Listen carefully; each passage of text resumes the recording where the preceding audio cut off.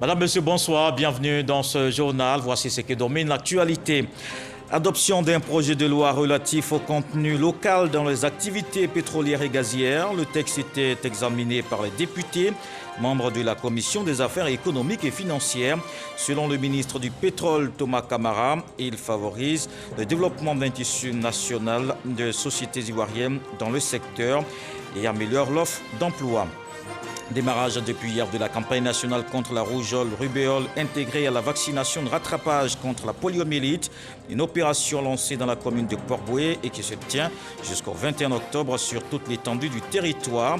Les autorités sanitaires appellent à faire vacciner les enfants âgés de 9 mois à 5 ans contre ces 3 maladies. PPA, la nouvelle formation politique de Laurent Gbagbo, ouverture ce samedi à Abidjan du congrès constitutif du Parti des peuples africains, un instrument qui entend réunir la gauche ivoirienne pour servir la Côte d'Ivoire et l'Afrique. Un congrès sur 2 jours qui a vu la participation du RHDP, le Rassemblement des oufouettistes pour la démocratie et la paix.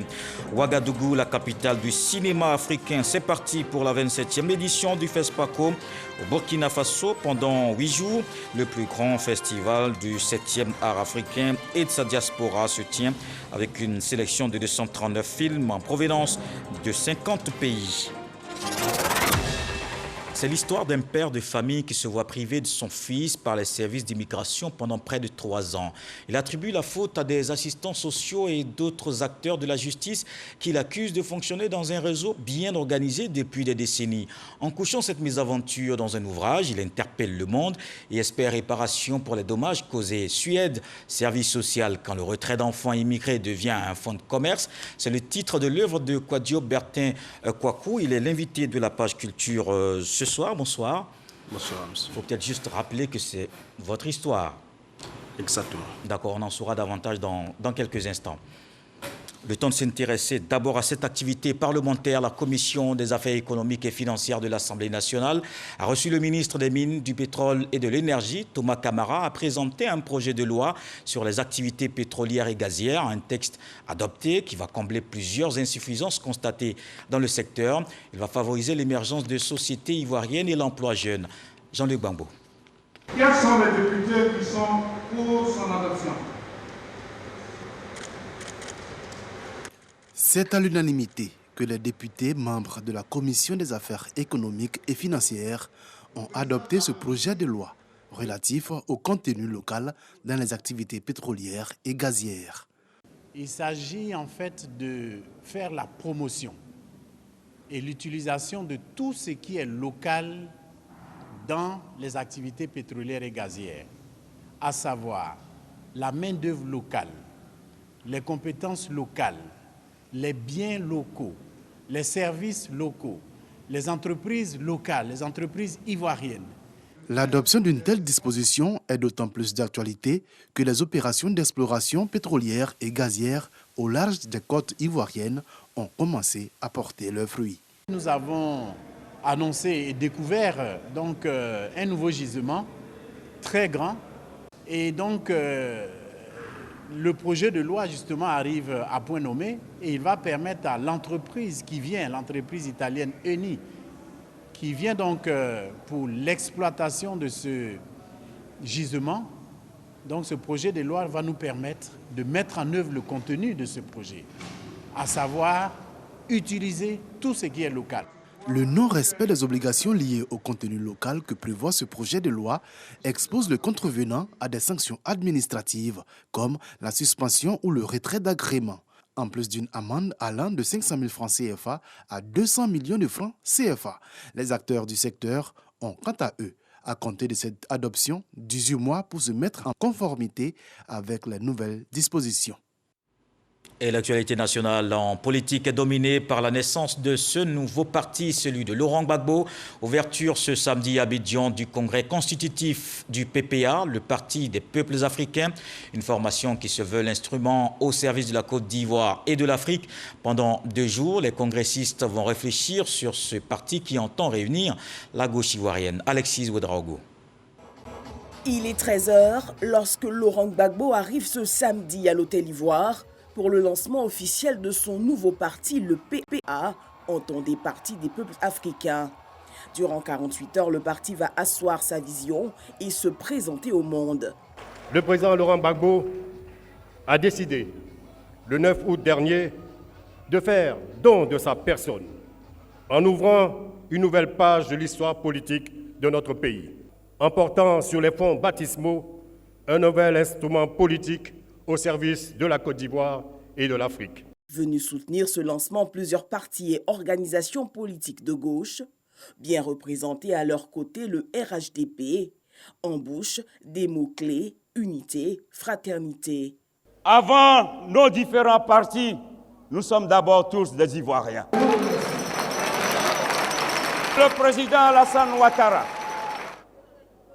dans sa volonté affichée de raffermir ses liens avec son frère, le président Laurent Gbagbo, dans sa volonté affichée de renforcer la cohésion sociale, m'a donc demandé de conduire une délégation pour venir témoigner, pour venir apporter notre soutien à la création de ce nouveau parti. Le RHDP ne fera pas l'économie de sa relation avec le nouveau parti du président Laurent Gbagbo. La naissance de ce parti se veut outre mesure signe de la vitalité de la scène politique ivoirienne et de la dynamique de la démocratie dans le pays. Une chance pour le continent. L'âge moyen des Africains est autour de 25 ans. L'âge moyen des dirigeants africains est autour de 67 ans. Dans une sorte un peu de dialogue intergénérationnel, je suis venu vous dire, président Gbagbo, transmettez-nous l'essentiel que vous avez et faites en sorte qu'avec vos autres collègues, le président Ouattara, le président Bédié, mais les autres aussi, faites en sorte de laisser à cette Afrique l'essentiel de vous, débarrasser de vos erreurs, de manière à ce que vous allez nous laisser soit le meilleur de ce que vous avez. Transmettez-nous cela. Pour le président du Congrès, c'est aujourd'hui le temps de passer à une autre étape, celle de construire. La cérémonie de clôture du dit Congrès est prévue ce dimanche à Abidjan. Et plusieurs personnalités, des militants du Parti des peuples africains étaient à l'ouverture de ce congrès à Abidjan. Je vous propose quelques réactions. Un nouveau départ pour la Côte d'Ivoire avec un grand homme, un panafricaniste, quelqu'un qui a pensé l'Afrique et qui a pensé l'avenir de la Côte d'Ivoire à travers l'Afrique. Au-delà des récriminations du passé, au-delà de tout ce qui a pu nous opposer par le passé, nous puissions aller de l'avant en rassemblant le maximum et en faisant la politique autrement. L'Afrique aspire à la souveraineté. Sans cela, nous ne pouvons pas nous développer. Et je suis heureuse d'être témoin de cet événement. Nous sommes sûrs qu'il va proposer quelque chose de nouveau et de particulier. C'est le retour de Laurent Gbagbo dans l'arène politique de Côte d'Ivoire. Et autre chose, les populations du Denguélé rendent hommage au président de la République, Alassane Ouattara. Cette initiative est justifiée par les nombreuses actions de développement dans la localité. Cette reconnaissance exprimée dans la commune d'Aniama qu'on voit avec Ahmed Traoré et Lansine Bakayoko. Relance de l'économie, amélioration des conditions de vie des populations. Les populations du Denguélé reconnaissantes au président Alassane Ouattara. Selon ces populations, le leadership du chef de l'État a permis au pays de se repositionner dans le concert des nations. Aujourd'hui, le pays, la Côte d'Ivoire, est respecté, très respecté au niveau de l'extérieur. Ce qui n'était pas le cas, nous qui sommes en Europe depuis des années. Avant l'avènement du président Ouattara, il y avait beaucoup de soucis.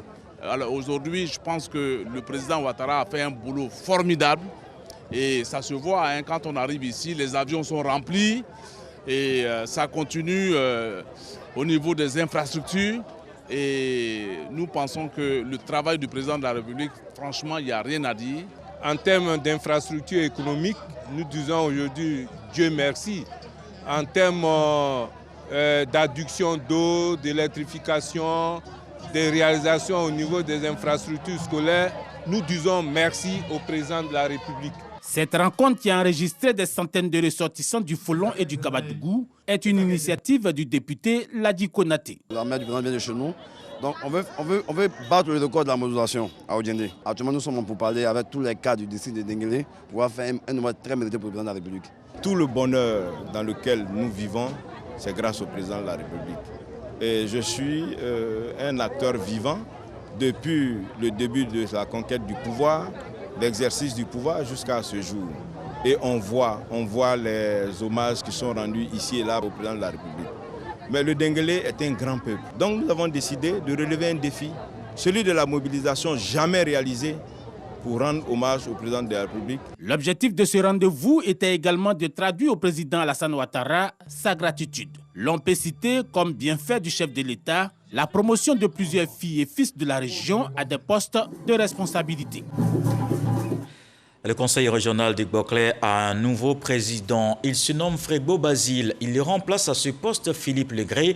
Lui est nommé ministre-gouverneur du district autonome du Bassa-Sandra. On voit la passation de flambeau dans ce reportage de Sam Konan.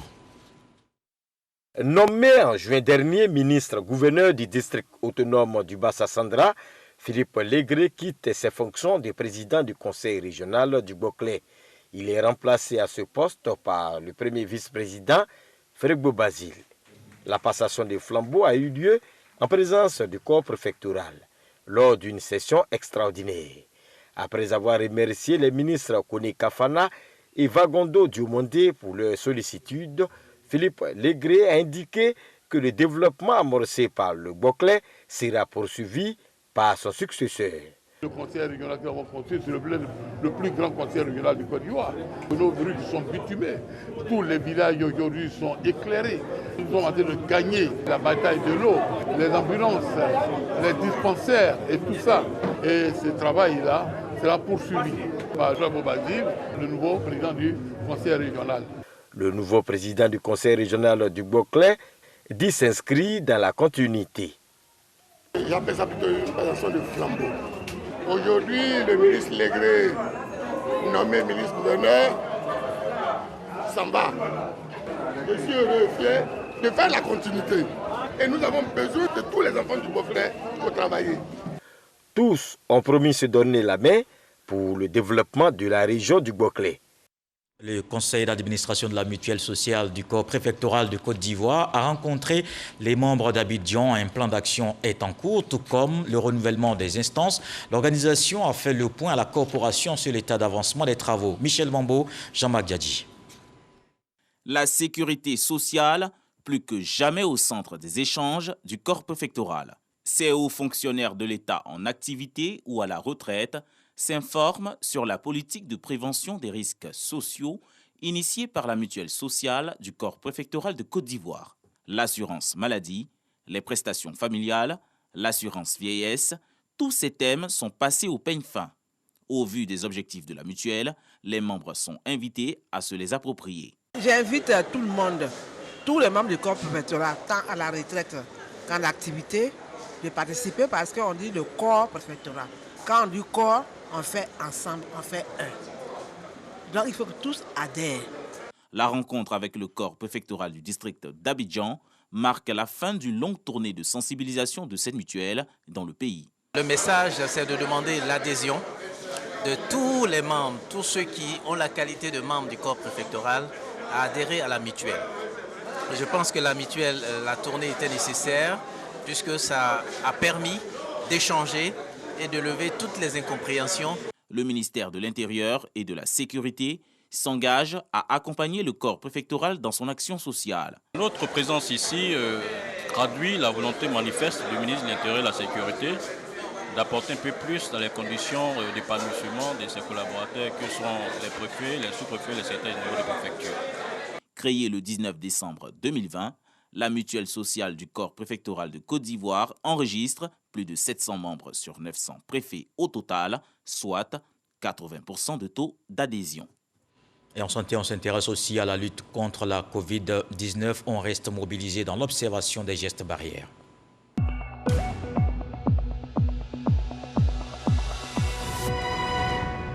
Voici le point en chiffres. Aujourd'hui, le ministère de la Santé, de l'Hygiène publique et de la couverture maladie universelle a enregistré ce samedi 46 nouveaux cas de Covid-19, 61 guéris et 7 décès.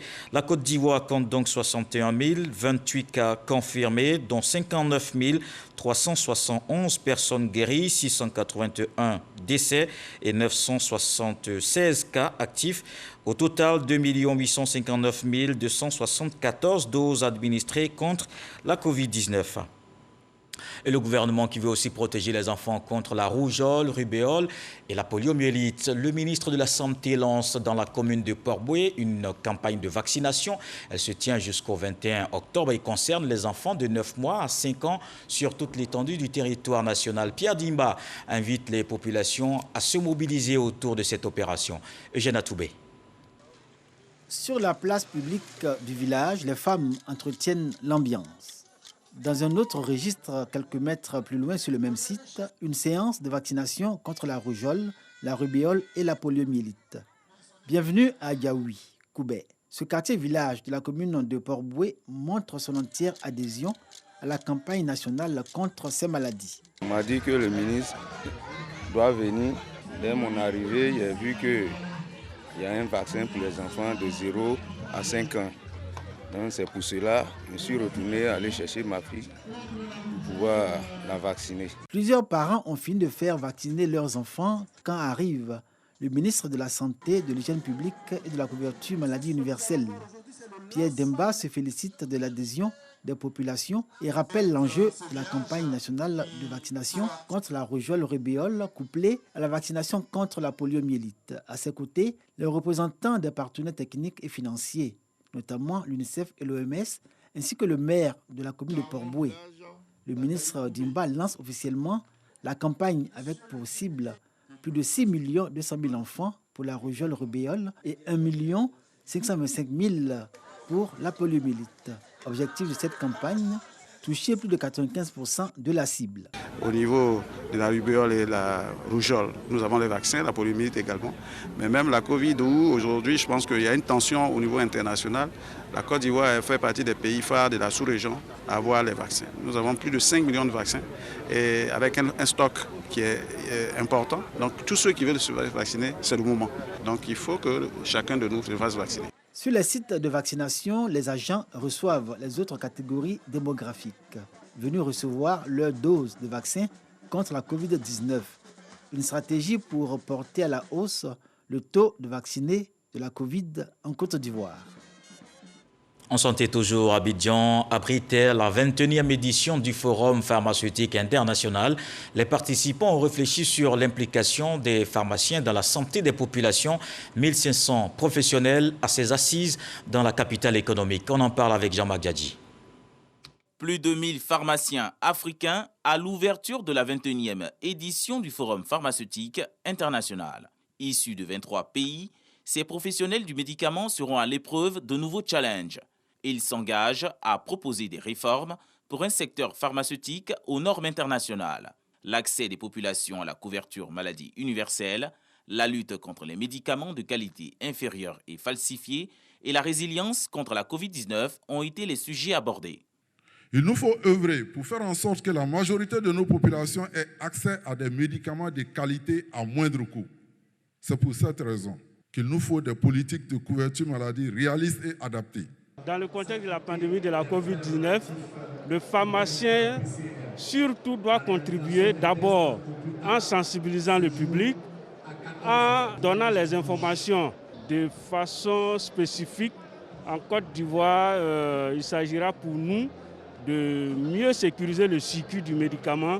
Avec un effectif de 2144 pharmaciens et plus de 1000 officines dans le pays, le ministère de la Santé se propose d'accompagner les opérateurs économiques du secteur et de rester dans la dynamique, celle d'améliorer le bien-être des populations.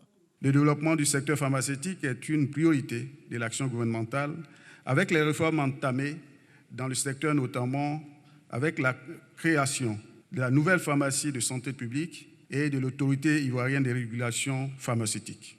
Le Forum pharmaceutique international se tient annuellement en Afrique la première semaine du mois de juin. L'édition précédente s'est tenue à Marrakech, au Maroc, en 2019.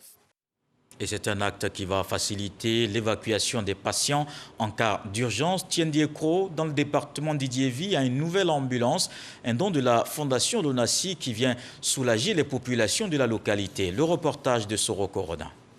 Une nouvelle ambulance médicalisée pour le centre de santé urbain de Tiendiekro, région du Bélier. Ce don de la Fondation Lonasi vient accroître la capacité opérationnelle des agents de santé de Tiendiekro. Il arrive souvent où nous avons plusieurs malades à évacuer. Et on a un problème d'ambulance qui aujourd'hui est comblé. Cette ambulance qui va nous permettre de les évacuer un peu plus rapidement vers les centres de référence comme Boaké. Le véhicule médicalisé est officiellement remis par le sous-préfet et le maire de la localité. Occasion pour les autorités locales d'inviter les populations à fréquenter le centre de santé, surtout d'exhorter les femmes à mettre fin aux accouchements à domicile. Le maire a traduit la gratitude des populations au président de la République Alassane Ouattara et au président du Sénat, Aoussou Jano, fils de la région, pour leur implication dans le sort de Tiendiekro. Nous avons bénéficié de la part de la LONASI une ambulance médicalisée pour nos populations. Rendre hommage à M. le Président de la République pour sa politique qui vise à faire du bien-être des populations une priorité. L'autorité sous-préfectorale a appelé les populations à la cohésion sociale et au vivre ensemble, socle de tout développement. Cette cérémonie de remise d'ambulance a été mise à profit par l'équipe municipale de Tiendiekro pour équiper les structures étatiques de la commune. La brigade de gendarmerie a reçu des climatiseurs. Du matériel didactique a été remis au lycée Sundele Kona. Le foyer des jeunes a été aussi équipé en matériel de sonorisation et en jeux de société. Et non loin de Tiendiekro, nous sommes à Yamoussoukro. Le secrétaire général de la présidence de la République récompense les meilleurs élèves en sciences. Aboudourahmane Sissi a pris part à la cérémonie des lauréats du concours Ivoire Sciences, une compétition destinée aux élèves de seconde et première en mathématiques et physique. Le reportage de Kader Sogodogo. Remise de prix aux lauréats du concours de mathématiques et physique des élèves des classes de seconde et première C. Un concours initié par la Fondation Ivoire Sciences qui vise à promouvoir les sciences chez les élèves. C'est le somptueux cadre de l'Institut national polytechnique Félix Houphouët-Boigny, INPHB de Yamoussoukro, qui a servi de cadre à ce rendez-vous de l'excellence. Ce qu'on recherche d'abord, stimuler les élèves et ensuite les suivre, les aider à réaliser leurs rêves, à les accompagner vraiment dans leurs projets professionnels. Une trentaine de lauréats, dont les meilleurs des meilleurs, issus de Boaké et de Yamoussoukro. C'est satisfaisant quoi. Au moins tu sais que tu travailles et puis il y a des gens qui reconnaissent ce que tu fais. Je les motive encore plus à travailler et moi-même ça me motive. Fier d'avoir reçu le premier prix. Très fier aussi d'avoir été récompensé par le ministre. Parrain de cette édition, le ministre secrétaire général de la présidence, Abdrahmane Sissi, invite les lauréats à maintenir le cap. Donc je vais vous donner 4 conseils. Vous inviter à rêver, à être audacieux, à travailler et à persévérer. Félicitations encore aux lauréats. Vous êtes purs, comme on dit. C'est pour ça que vous êtes là aujourd'hui. Je vous invite à continuer à travailler. Fourniture scolaire, ordinateur portable, numéraire. Les lauréats sont répartis heureux et avec l'espoir d'intégrer un jour l'Institut national polytechnique Félix Houphouët-Boigny qui a accueilli la cérémonie en présence de son directeur général, Dr Abdoulkader Moussa Diaby. Save the Children célèbre ses 30 ans en Côte d'Ivoire. L'ONG internationale mène des activités humanitaires dans le pays depuis 1991. 30 ans donc au service des enfants. Une occasion pour l'organisation et ses partenaires de faire le bilan des 3 décennies. Godefroy Okambawa. C'est en 1991 que la Côte d'Ivoire a ratifié, à l'instar de la communauté internationale, la Convention des Nations Unies relative aux droits de l'enfant. Et c'est en cette même année que l'organisation internationale Save the Children s'est installée en Côte d'Ivoire. 30 ans déjà que cette organisation s'est engagée aux côtés de l'État ivoirien pour la promotion et la protection des droits de l'enfant. Actuellement, nous travaillons sur une politique qui sont les punitions physiques et humiliantes, les PPH.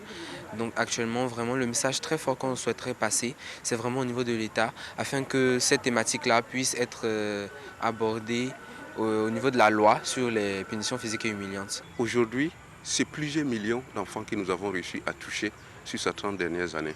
Et nous comptons renforcer notre action pour que les droits de l'enfant en Côte d'Ivoire soient une réalité. À travers cette coupure symbolique du gâteau qui représente les 30 ans d'engagement de cette organisation en Côte d'Ivoire, la présidente directrice exécutive de Save the Children International et la tutelle s'accordent sur cette volonté d'œuvrer pour l'amélioration des conditions de vie de l'enfant en Côte d'Ivoire. J'ai été très contente de voir tout le travail que nous avons fait en Côte d'Ivoire. Nous sommes ici depuis, ça fait 30 ans. Et c'est une période durant laquelle nous avons eu l'opportunité de pouvoir impacter la vie des enfants. Et nous sommes aussi très heureux d'avoir pu établir un partenariat très fort avec le gouvernement ivoirien. Nous avons une politique nationale de protection de l'enfant. Et dans cette politique, des organisations comme Save the Children sont des partenaires clés. Et nos actions, nos visions, nos objectifs, les thématiques qui sont les préoccupations de l'État sont les thématiques que Save et son réseau d'ONG mettent en œuvre. Des attestations ont été remises aux enfants leaders qui impactent au quotidien leur environnement pour les droits de l'enfant. En chiffres, Save the Children en Côte d'Ivoire, c'est 12 bureaux régionaux repartis dans 82 des 109 départements que compte la Côte d'Ivoire. En 2020, près de 1 800 000 enfants ont été impactés à travers ces actions. L'organisation intervient dans 5 secteurs majeurs, entre autres l'éducation, la santé et surtout la protection de l'enfant. Il s'appelle Michael Lapsley et est prêtre sud-africain. L'homme d'église parcourt le monde pour partager le message de paix. Sa méthode est la guérison de la mémoire. Elle est basée sur l'écoute participative. En tournée en Côte d'Ivoire, il a rencontré l'ambassadeur de l'Afrique du Sud, son ancien compagnon de lutte, Franck Wadio. 1990, le père anglican Michael Lapsley, farouche adversaire de l'apartheid, est victime en Afrique du Sud d'un attentat au colis piégé. Il perd ses 2 bras et l'œil droit. Aujourd'hui, c'est un nouvel homme, muni de prothèses métalliques certes, mais requinqué. Il parcourt donc le monde pour prêcher la guérison des âmes.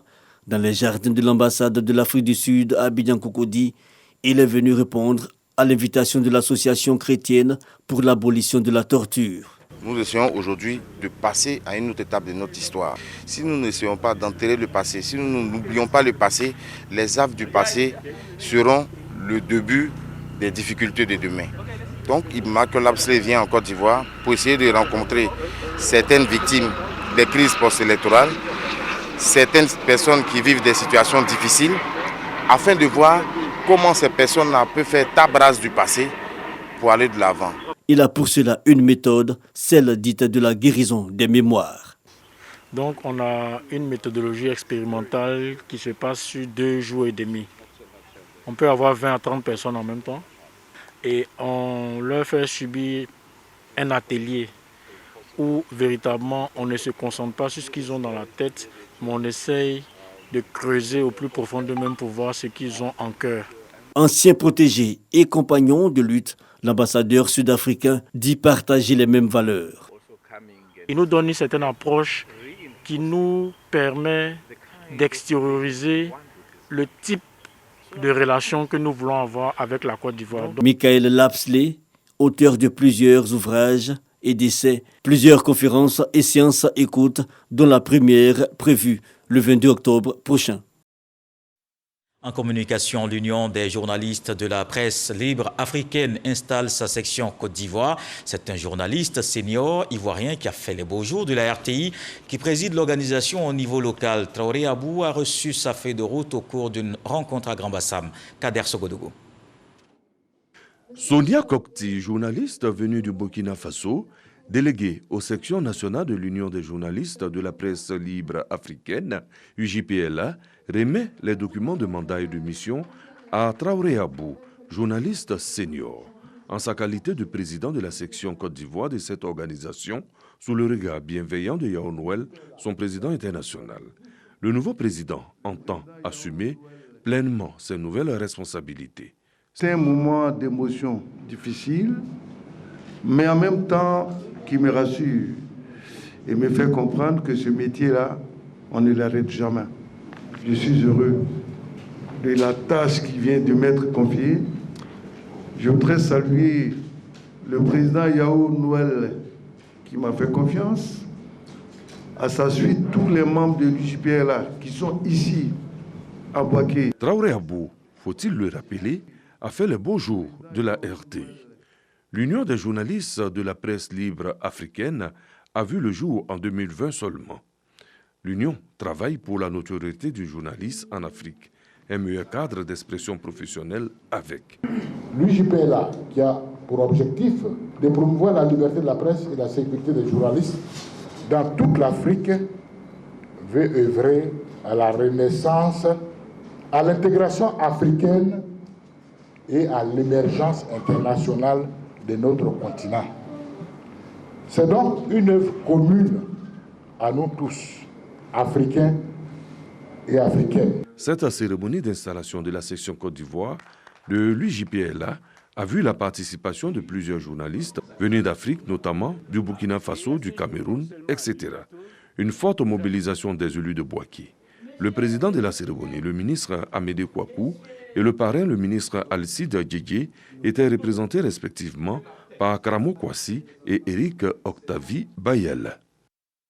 En culture, Ouagadougou, la capitale du cinéma africain, c'est parti pour la 27e édition du FESPACO au Burkina Faso pendant 8 jours. Le plus grand festival du 7e art et de sa diaspora se tient avec une sélection de 239 films en provenance de 50 pays.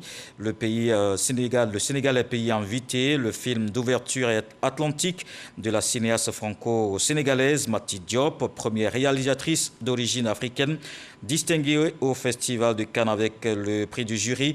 Parmi les 17 longs métrages en compétition, on note La Nuit des Rois de l'Ivoirien Philippe Lacotte. Et comme tous les samedis soirs, la tradition est donc toute trouvée pour parler culture.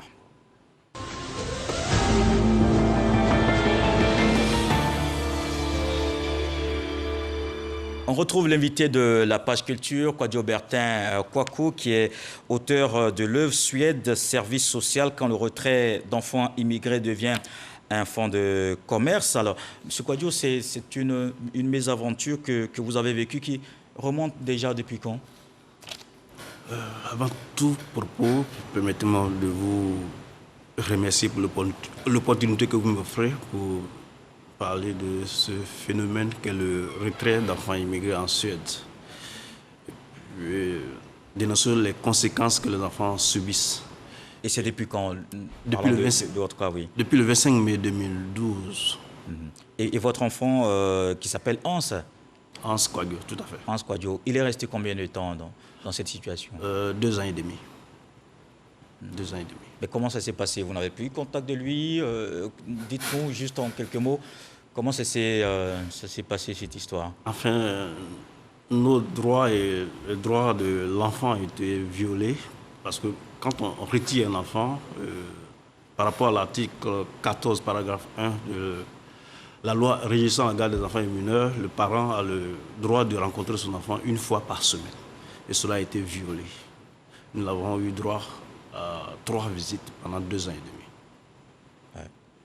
D'accord. Et pendant ce temps, c'était évidemment l'inquiétude. Mais on va regarder juste une petite idée de cette histoire avec Franck Kwadjo et on se retrouve.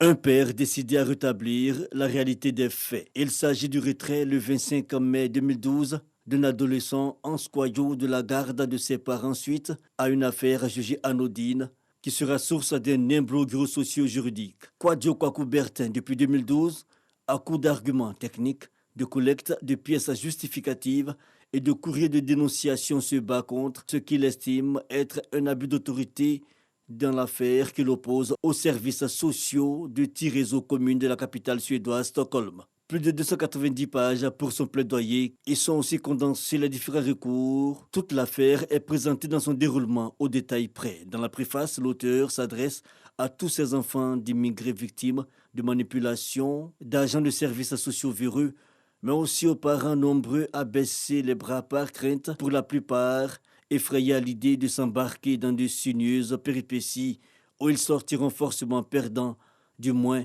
en ont-ils la conviction. Et c'est là l'idée de cet écrit témoignage. Suède, service social, quand le retrait d'enfants d'immigrés devient un fonds de commerce. Alors, ce qu'on veut savoir, parce qu'en fait, le retrait d'enfants immigrés, c'est légal, un peu partout aussi en Europe, et justement en fonction des situations.